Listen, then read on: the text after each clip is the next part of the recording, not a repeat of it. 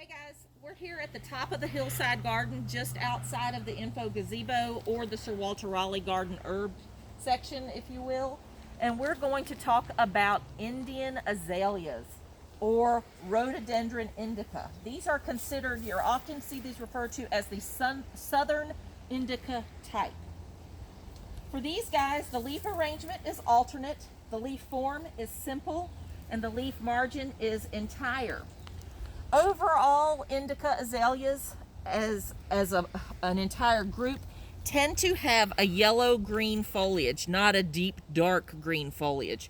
So they always have kind of this yellowish cast to them. This is a shrub, broadleaf and evergreen. Its height is considered large. I don't know if you can tell, we did a rejuvenation pruning on these a couple years back. If you look at the trunk of the Colerantaria, you can see where the lichens stop in the algae there. So these were up above my head at some, just a couple years ago. So we brought them back to knee high, and then they are now sprouting back. So it's a constant struggle with these because these want to grow extra large. They are a super duper performer. Not too picky about soil. I would advise you, when it comes to pruning, to avoid head shearing azaleas. That's something I see done very, very often. I think plunge pruning is best, but you guys know that I will say that just about every plant. That's just me. But for better performance, I think plunge pruning is best, and it gives you a softer look overall. You don't want to create a solid, sharp, crisp wall with these azaleas. The growth rate is considered rapid. Exposure to light is sun.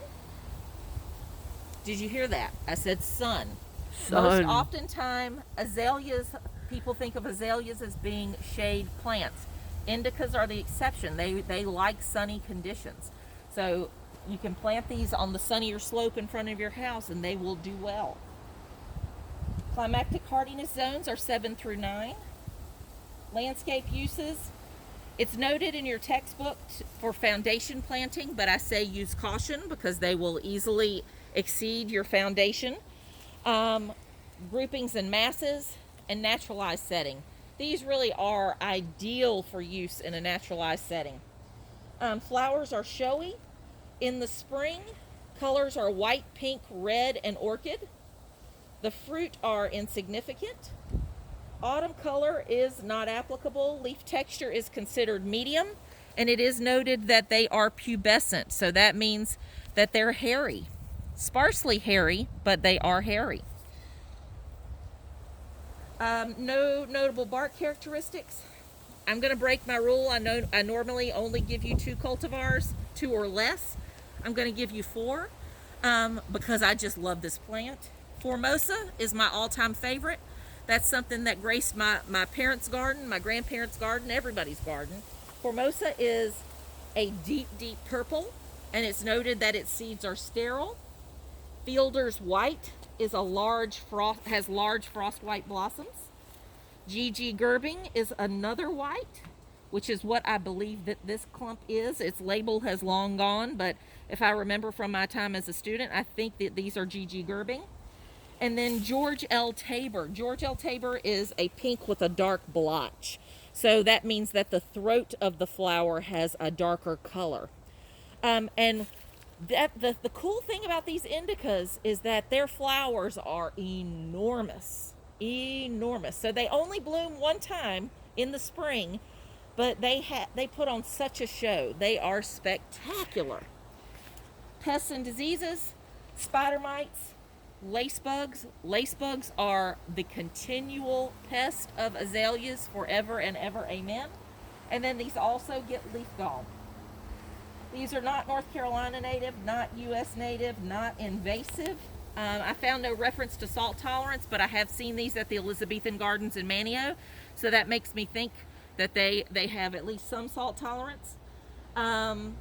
These are best, your textbook says that they're best used in the coastal plain, but they do very well here.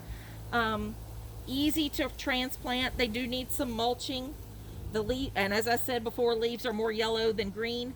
And these tend to layer very easily. So as branches spread out and touch the ground, they will root. These have actually, this group has spread out due to layering.